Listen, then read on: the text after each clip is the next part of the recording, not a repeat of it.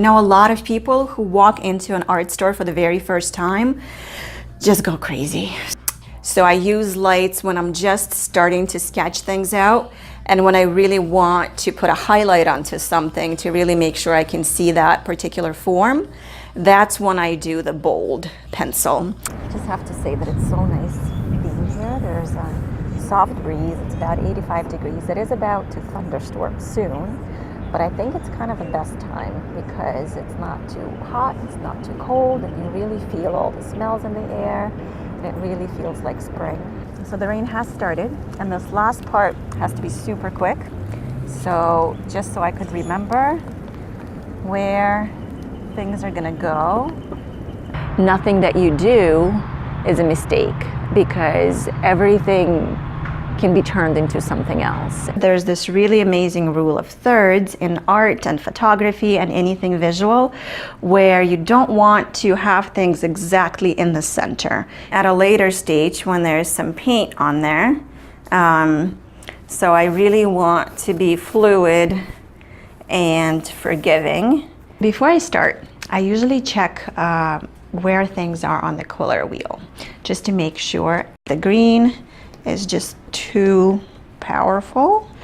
So I want to tone it down. See how bright that is? I've seen a lot of my students when they start mixing colors and they're new to it, they would take, have a big blob of whatever color and a big blob of another, and they just start mixing it all in. It's pretty cool to see how colors affect one another. That first 10 or 15 seconds when you're looking at a certain composition, your eyes are seeing what needs to be adjusted. This is really, really nice. This olive green with yellow against turquoise is really, really gorgeous.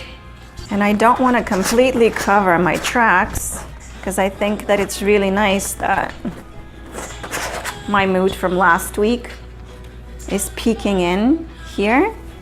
And see, the more it mixes with green, the more sophisticated it looks.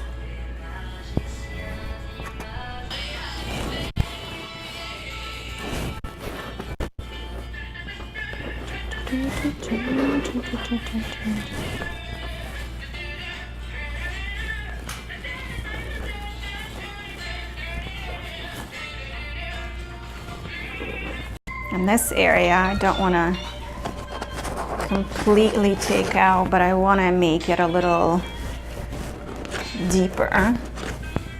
I want to figure out a slightly darker version of my pink. So what I'm doing, once again, is I'm not going to take this whole chunk of alizarin crimson and this whole chunk of yellow and start mixing them, because I'm most likely going to end up with the wrong color. If you use a color straight out of the tube, it's very vibrant, but sometimes the vibrancy kills what you're trying to achieve. I don't let my knife fully touch the canvas, and if it does, which might happen, I can always scrape this layer off. And I think there will be another melt happening towards the edge. Do I have enough lines going? Do I have enough forms that are dark versus light?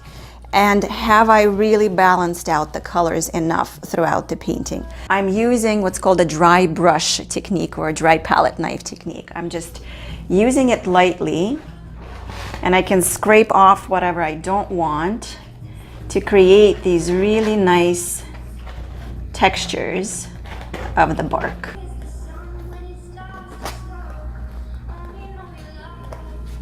Your eye, within 10 seconds, even if it's an abstract composition, is going to find something in it that reminds you of something, be it a fish or a mountaintop. Today is the day when there's a lot of behind the scenes thinking happening rather than doing.